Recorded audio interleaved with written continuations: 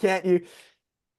So, what's the deal? Why can't you stop drinking? What is the real reason why you tell yourself you want to quit drinking, but you keep coming back to it? Does this resonate with you? If you've have been down this road before, I hear you. It's what we're going to get into today in Freedom from Alcohol. Thanks for being here.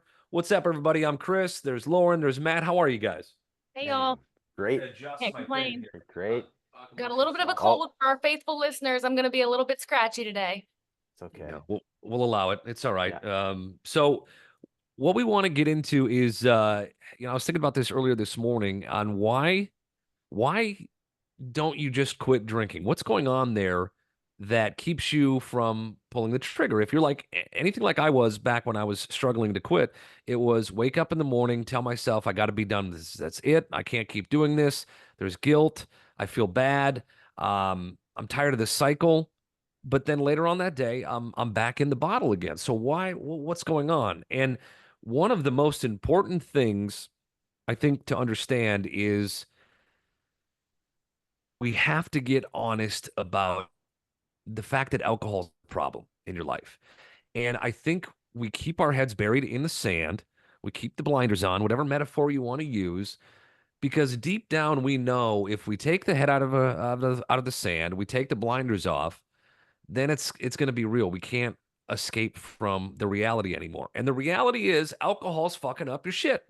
That's what we should call the podcast. Alcohol's fucking up your Fucking shit up your shit.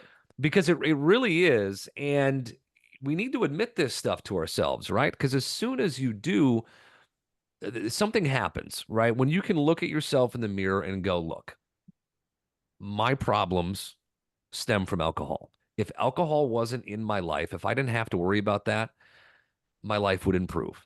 Um, Alcohol is making my life smaller and smaller by the day. It's putting me into a tiny little box. It's making it dark in there. It's making me feel sad and hopeless. And the more I continue to go back to alcohol, the smaller my life is getting and the darker it's getting. And when we can admit that and say, here's the problem. It's what is that Taylor Swift song? Hi, it's me. I'm the problem. It's me. That's what we need to admit here, because I think people go, why can't I stop? I've tried. It's because you're not being honest. You're not admitting what's going on. You're trying to skate around everything else, and you're trying to look at every other possible thing Mm. that could be fucking up your life. When in reality, it's the alcohol, and it's like Preach. let's just be honest about it. Is that's you don't have to feel bad about it. We talk about this all the time. It's highly addictive. It's legal. Everybody in our lives is doing it. It's so easy to see how we got into this position, but we can't change it unless we own it, unless we're honest about it. So, um, is that? I mean, did you have that conversation with yourself, Lauren, and say, look, Oh, I had so this is many this problem. conversations with myself, but it didn't start there. It started out with, oh, wine's the problem. So let me switch to beer, right? I know we've all been there. Mhm. Or, if you started on vodka, it's the vodka. So let me go to beer, let me go to wine. And if it's the wine, then it's the beer. Or it's not the vodka, but I should only have 2 shots a night because obviously I still need to keep it in my life. The problem, I think, is that we don't want to quit when Yeah. we say we want to. We're lying to ourselves and we're saying, I want to quit. But what we're really saying is, I want to have my cake and eat it too. I Yep. want to have my alcohol, but I am sick of suffering the consequences of it. But in my mind, as a drinker back in the day, I still loved her. She still needed to be in my life. I didn't want to give her up, but I didn't want to suffer at her hands anymore either. So I wanted to have my cake and eat it too. I wanted to drink every night. I wanted nobody to be pissed off about that. And I wanted to feel good in the morning. And I didn't want all of my problems to be pointed out back at me saying, you're the problem, basically, when I was the problem. But I see it all the time, even when we're not talking about alcohol, it's always something else. Just recently, I had a friend that's going through a little infidelity issue, and we're pointing the finger in the wrong direction. And I'm like, okay. It's 'cause we don't want to see the truth. And I get that because that's how love is. That's how addiction is too. So I know I already went far left. I just went straight off on a tangent there, but sometimes we just don't want to see the truth right when it's in front of us. And then the next thing is saying it out loud for that first time for me to say, like, I never said to anybody like, hey, I'm a problem. I'm going to go ahead and quit now. I just said, I'm done. Like, I ordered that strawberry lemonade and said, I am no longer a drinker. And my husband's like, what are you doing? And I'm like, I'm just done. And he's like, okay. But until that moment, I'd never said it to him, which is really the only person it would have mattered. I'd said stuff to Mm, my best friend before, like, yeah, we got to do something about this. And she'd be like, you will when you're ready, whatever. Um, but when we say it out loud, it's like until we do that and we say it to the people that will actually hold us accountable or the people that are actually going to feel really hopeful because they want the old you back, and then you're going to have to go disappoint them by becoming that drunk version of you again. I feel like that's a big part of it. But the reason we don't want to say it is because we're not ready to quit. So we yep. have to get really real with like, it is the alcohol and it is the alcohol industry and it is big alcohol and it is the lobbyist and all the money and all of that that's made us think that alcohol is not the problem. And it's given us all these other things to point it at.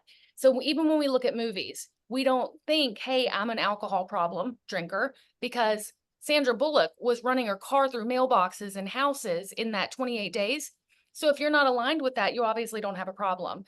So I think it's multifactorial. I think there's so many things that go into the fact of why we quit and then we can't sustain the quit. But I think a lot of it is that we've got our foot on both sides of the door. Like we don't want to change, but we don't want to suffer consequences anymore because they're tearing up our lives. And if we can honestly point at it and say alcohol is not the problem, if you're not addicted to it, you can give it up for a time and just see, right? And Yeah. that's how you know. Are you able to just say like, okay, I don't think alcohol is the problem. Let me prove it to you that it's not. And then go 30, 60, 90 days without it and then tell me how Mm. your life improves and how you feel about missing that alcohol. But anyway, yep. Yeah. Yeah. That's I That's my quarter today instead It's of 2 kind of minutes. like I think of it as when we are in this place with alcohol, we were used to walking around with this crutch, and we don't want to take the crutch away because we've been walking with it for so long that we don't know how to walk without it. Well, you do. It's going to be awkward. It's going to be weird for a little bit, but eventually you'll be able to walk without the crutch. But we get so used to that crutch being there, we think, well, what the hell am I going to do to take the edge off when I've had a rough day? I won't have my crutch. I can't do that. Or we start telling ourselves all these stories about how life is going to be so different. People aren't going to want to hang out with us. I'm going to be boring. I'm going to be lonely. All this shit that we continue to tell ourselves because we don't want to admit that alcohol is, again, it's fucking up your life. And if you take it away, yeah, it's going to suck for a little bit. The crutch isn't going to be there. You're going to have to learn how to walk again. But eventually you can walk and then even run without this freaking crutch that's holding you back. That's what helps me kind of look at it like this, like, oh shit, yeah, I got so used to that crutch, I didn't want to not have it. And when you say, Lauren, that we don't want to, bingo. Um, it really is a matter of having both feet in. We want one foot in sobriety, but we don't really want to go all the way in, right? That toe on the other foot still wants to have a little bit over in the booze because we're not ready to fully get rid of it. But yeah, Matt, what about you? I mean, what do you think is the real reason here that people can't quit drinking? Great stuff that you both said. I want to just further on like the analogy of the crush, Chris, and like the whole walking things. Like you got to remember, it was an acquired taste. Like beer was an acquired taste for us all. The alcohol, I mean, nobody, unless it was like a super sugary drink, and you're like, oh, this is really good. Alcohol in general is an acquired taste. So picturing that is like you're walking fine without it, and then it's kind of awkward to like walk with a crutch at first, that being alcohol. So it's Yes. going to be the same thing coming out the other way. It's going to be the same. It's sobriety or alcohol free, whatever, however you want to verbalize it, is going to be an acquired taste as well, right? Because you're putting down the crutch. It was the same thing on the way out as it was in the way in. I wanted to make that distinction or that analogy to further on Yeah. what you said, Chris. So for me, I'd had two different times that I'd quit. The first time, the first thing that I was most worried about, or so I told myself I was most worried about, is what others were going to think. I was going to be disappointing other people. And I wasn't at the stage yet where I realized that was a projection and I was worried about disappointing myself. And I quickly realized that was complete bullshit, right? It was the opposite. It was always the opposite of what I thought the people's reactions were going to be. People were proud of me. Even the drinking buddies were like, "Hey, I'm really proud of you that you did that." And life went on, right? So that quickly, recalibrated and proved to me that was just. And then I was able to internalize it, right? Second time around, it was more so the romanticizing. We've used this word. All three of us had hard time saying that. Romanticization of Yeah. the alcohol was the Yes. second time, And big time, you right? nailed it. Good job there, Right? buddy. Yeah, I've been Did. practicing in the mirror, you know. So so that the second time around, that Romanticization. was sorry, say again. Romanticization. Romanticization, yeah, with the gesturing, Woo! the gesticulating, yeah, it's fun. So yeah, that was the second time was, oh man, I can't go to the pub, the patio after my work day anymore and have that, that really crept in the second time around. Whereas it was before I was drinking a lot in hiding and secrecy, solo drinking. The second time I was much more social. So that was the challenge for me. So that was the BS that was for me, is like, oh man, I can't have these moments anymore. And then just realizing I'd created this like collapsed distinction of like, it's an event with alcohol, when in reality there's always the event still, and I enjoy the event. I'm like, okay, so that was total bullshit too. So those are my two big ones. Yeah. Yeah. And it's,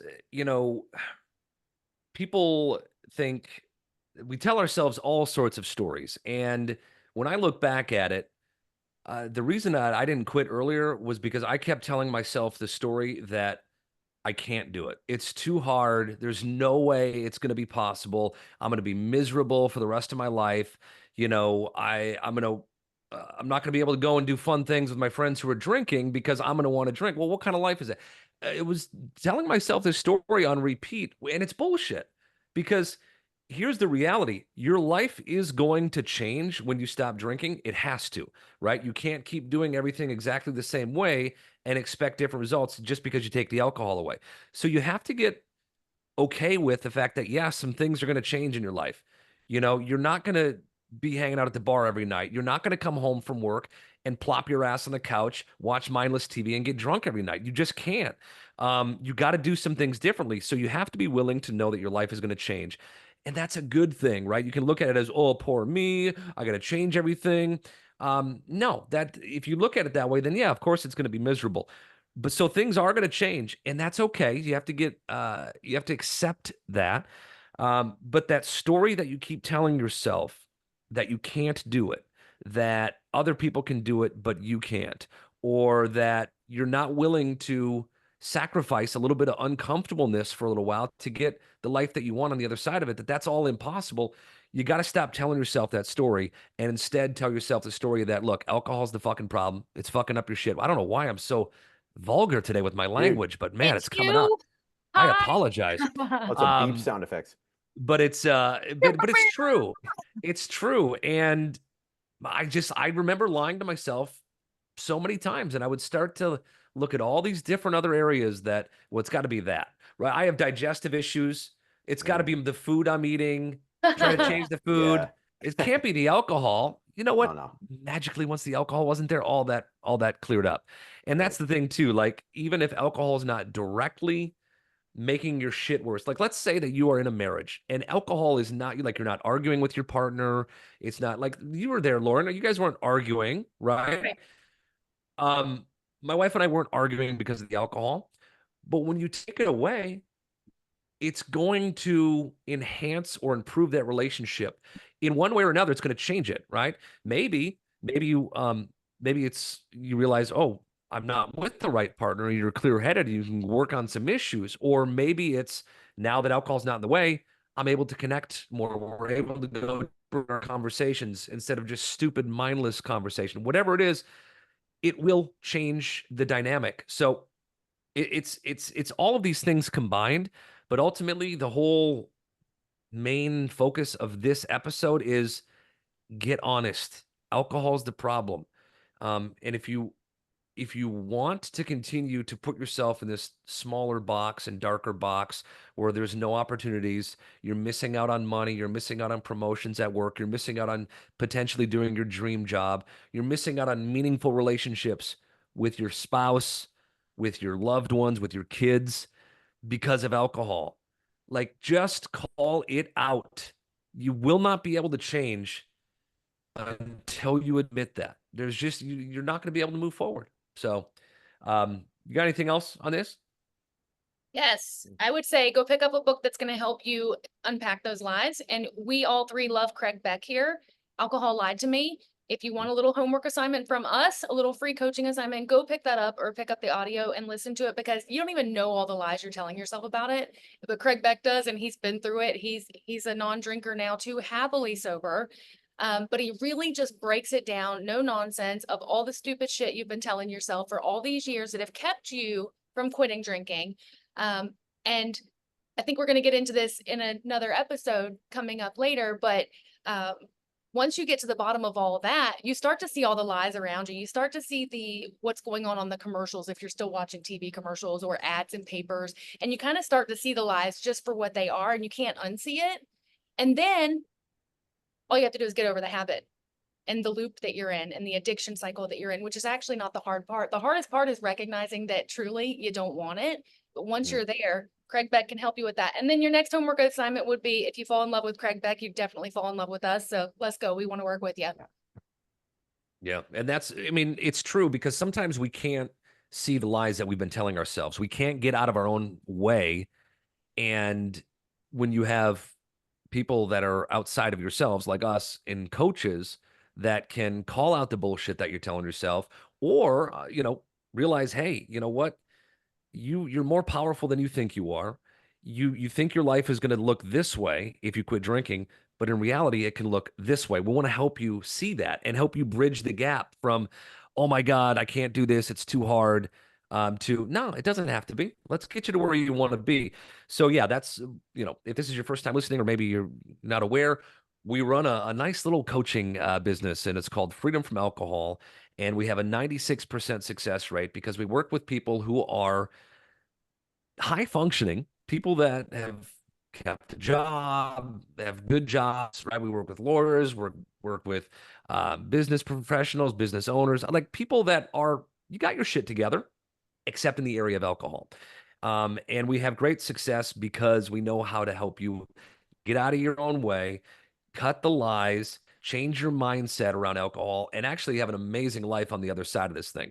Because you're telling yourself right now that it can't be an amazing life. That's bullshit. It can be. Everything in my life has improved since getting rid of alcohol. Everything. I don't say that in jest either. So we want to help you get there. And if you're interested in working with us, go to getoverdrinking.com. There's going to be a link below this podcast. There always is, for you to schedule a call with me, and I'll chat with you, and we'll see if we can help you. If not, we'll point you in a different direction. But if so, come join our community. We do group coaching. We do one-on-one coaching. We do hypnosis to reprogram and rewire your mind so that you lose the desire to drink. That is our unique selling proposition, as they always say. What makes us stand out from other things? It's that right there, along with all the other stuff we talked about. So go check it out. If you feel like it's right for you, book a call. We got to bounce. So thanks, guys. We will check you next week. We have new episodes every Tuesday of Freedom from Alcohol. Bye. Bye.